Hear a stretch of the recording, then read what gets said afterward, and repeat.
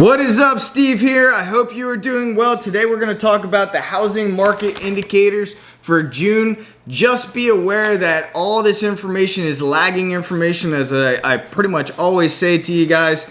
So it's important to take this into consideration when we're looking at these figures. Before we get into it, I want to show you guys the exact site that I'm utilizing for this information. It is free to you guys. I highly suggest you guys jump into it and look around and keep an eye on these reports. Obviously, every month I'm going to bring these reports to you guys and just highlight the main sections that I think are important for us to review. But let's take a look here real quick. So this is the main site. It's huduser.gov. You go here, and then you get onto the National Housing Market Indicators, and every month they put these out. So you just click on it. When you click on it, you're going to get a PDF file, and here it is. So this first page is the main page that I pay attention to and highlight for you guys. And then obviously it's literally an 8-page report, and you can see all these graphs to show what's going on in the housing market. And it's really good information. And again, I think that you guys, take a look at it when you guys get some time on your own. But I'm going to go through some of the most important numbers that I find fairly fascinating as well. So let's jump into it. Purchase of new homes rose following a 4-month decline. New single-family homes sales increased 10.7% to 696,000 units in May from an upwardly revised pace of 629,000 units in April, but we're down 5.9% year over year. So what does this mean? Does that mean that new home sales, things are exploding once again? I don't think so. What we had, you have to remember, this is, again, talking about April and May's numbers. So what we had was a lot of people basically, when the mortgage rates started to go up, a lot of people started backing out of new construction contracts. And also people started getting some fear as well. So basically we had what I call them fallout buyers. So people fell out, and there's still a waiting list in a lot of communities. There's waiting lists for people for certain homes in certain areas. And then what the sales reps do, they're going to get on the phones and call a lot of the people that are on the sidelines just waiting for more inventory to come up. And I think that's what contributed to the rise in new home purchases. Sales of existing homes declined for the 4th consecutive month. May sales of existing homes, including single-family townhomes, condos, and co-ops, fell 3.4% to 5.41 million units. Downward from 5.6 million units in April and 8.6% lower year over year. New single-family home construction fell to its lowest pace since August 2020. Single-family home starts declined 9.2% to 1.05 million homes in May from an upwardly revised pace of 1.16 million in April and 5.3% lower a year earlier. I predict that if things get much worse, and I bet you we're already starting to see some unfinished homes as well. And what happens is, if the market continues the way that I predict it's going to continue, and there's no buyers for these homes, these half-built homes will eventually be bulldozed because of certain city, county ordinances. You can't just leave an unfinished home. And then that property owner or the builder is just going to rack up fines and everything else. So we might see a lot of unfinished homes as well if there are no buyers for these. Year-over-year prices increased in April, with annual gains ranging from 19 to 21%.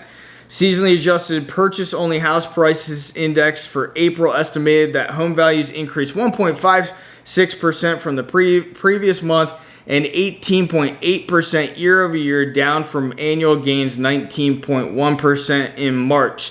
So now you might be thinking too, hey Steve, you know what? I thought the real estate market's crashing or going down or flattening out. And it is in many markets right now. But again, you have to understand, this is all lagging information. The information that we're getting are from months prior. We're talking April, May months. So we have to take that in consideration when we're seeing these numbers. And obviously, this is videos coming out July 11th. If we knew the stats and the data right now for June and July, I believe it's going to be a completely different picture for that.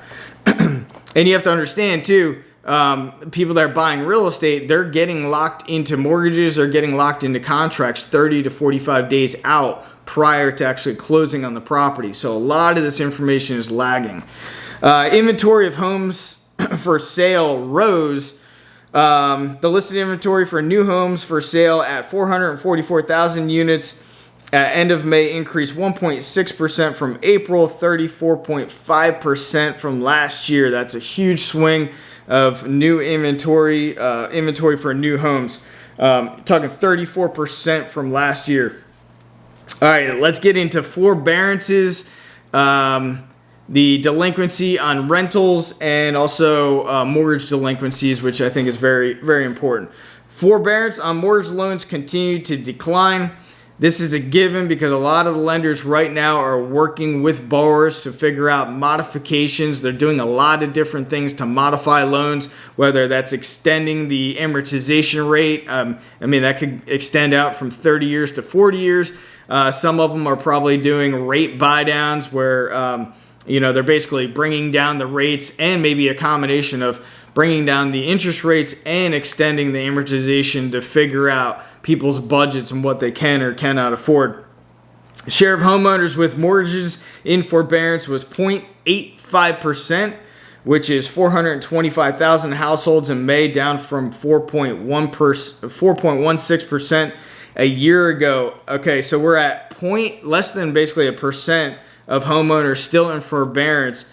At the high, it was 8.55%. So that is significant of how many people fell out of forbearance. And you got to, understand too, a lot of people moved themselves out of forbearance. They had the liquidity to basically get out of, basically pay off the balance that they were not paying on their mortgage. You had a lot of people that sold their properties. You had a lot of people that did refinances. And then you have a lot of people that did modifications. So it's showing that a lot of people are getting out of the forbearances. But that was pretty significant back at the high of 8.55%.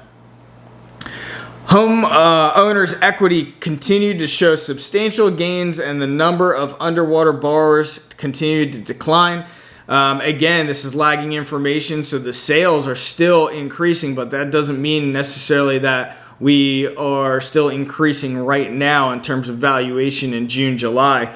So we're still seeing a lot of those closed sales in April, May pretty much peak out. So people bought really at the height. In my estimation, is probably, somewhere in the Q1 area.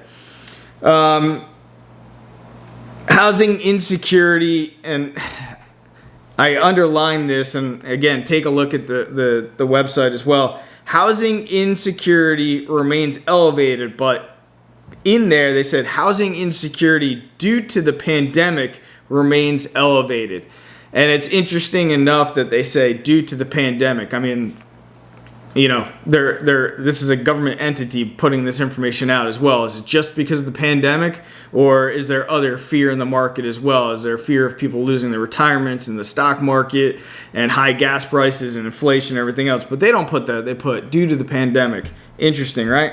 Week 46, June 1st to the 13th, 2022, shows that approximately 14.1% or 6.3 million renter households were behind on rental payments.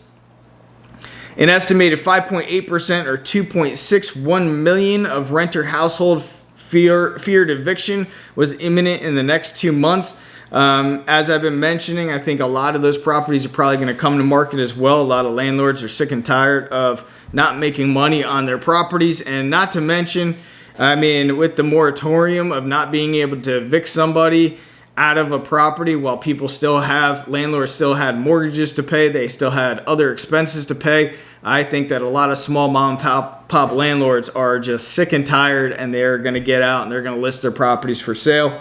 By the way, if you are a real estate agent, I think that would be a great target market to go after, smaller mom and pop landlords too, that bought, not necessarily recently, that bought maybe years ago, decades ago. HUD estimates, okay, we're going to talk about mortgage delinquencies now.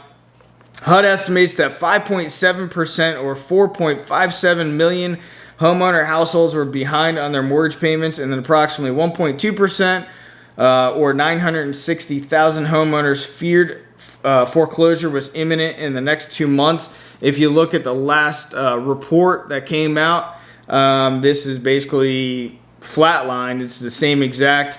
Obviously, the forbearance has helped out a lot of people in terms of modifying their loans. But again, you're talking 4.57 million homeowners were behind on their mortgage payments, and almost 1 million homeowners feared foreclosure was imminent in the next 2 months.